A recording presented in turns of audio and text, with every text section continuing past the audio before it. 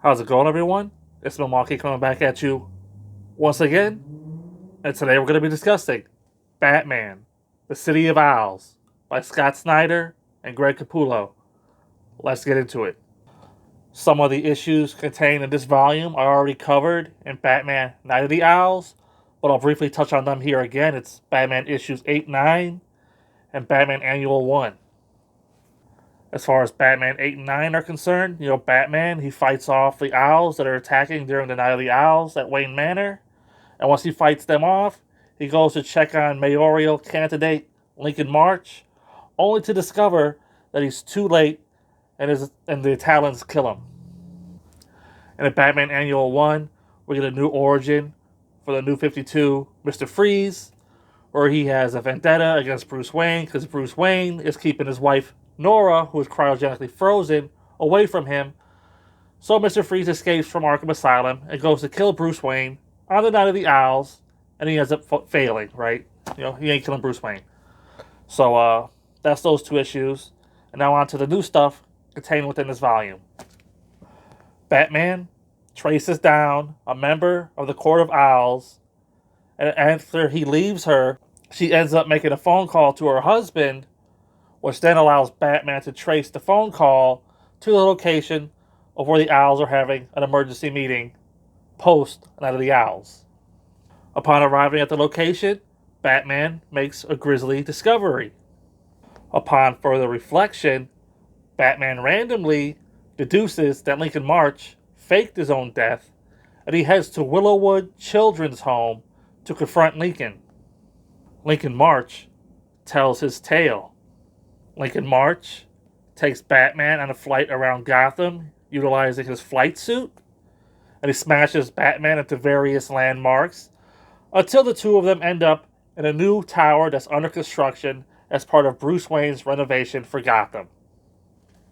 Lincoln March ends up demolishing the building with both himself and Batman still trapped inside.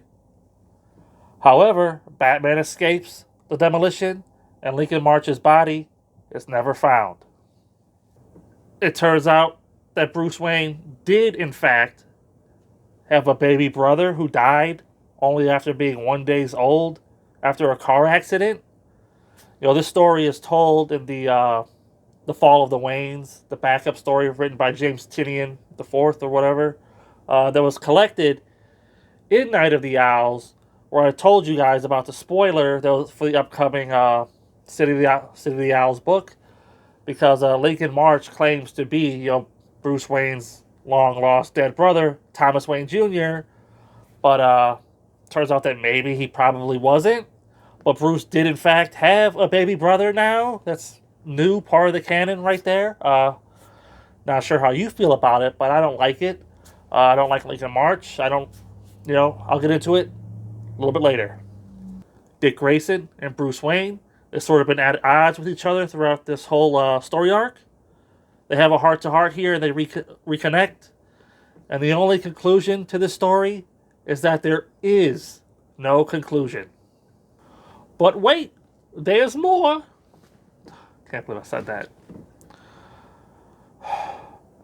We get an issue 12 bait and switch here. The synopsis for the issue was like, oh, it's the epilogue for the Night of the Owls, Court of the Owls, whatever. And, Batman, he's reflecting and, blah, blah, blah. But it's really just a story written by Scott Snyder with art by Becky Cloonan about Batman saving a couple of queer characters from getting gay bashed, literally. And since Batman intervenes in their lives, they become obsessed with Batman. And it ends up being the character Harper Row, who we saw back in the Court of the Owls, who saved Batman by, reviving him with those jumper cables.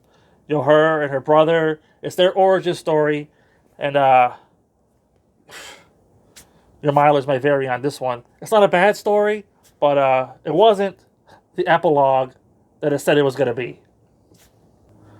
So yeah, that's Batman, Volume 2, The City of Owls. The conclusion to the Court of Owls storyline, where there is no conclusion because Lincoln March gets away. Turns out that he's probably not Bruce Wayne's brother. The fact that Bruce Wayne has a brother now is dumb.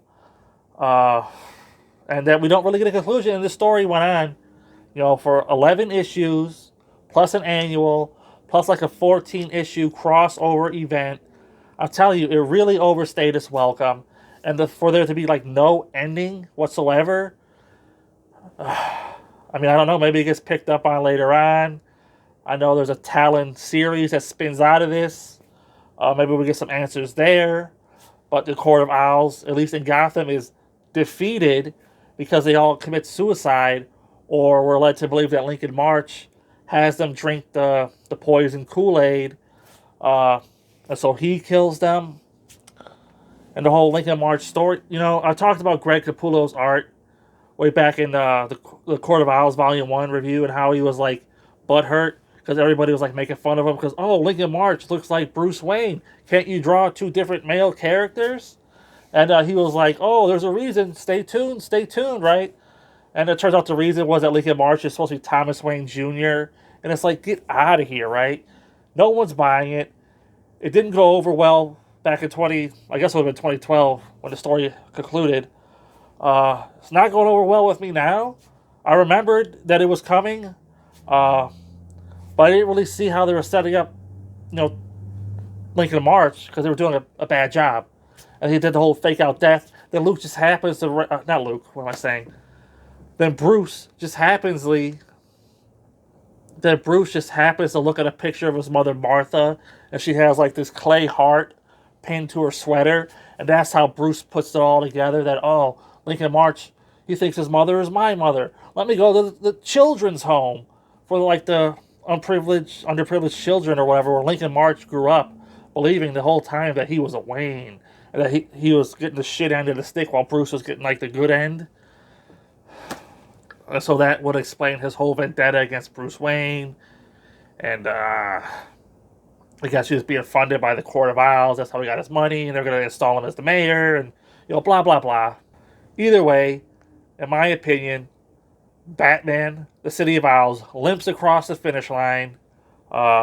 Much ado about nothing, as it turns out. Critically acclaimed story, though. People love it. I'm going to go ahead and give it a 3 out of 5. There were some good issues in here. The Batman Annual being a standout. But again, you let me know what you think about this volume down in the comments below. Until next time, I'll see you there.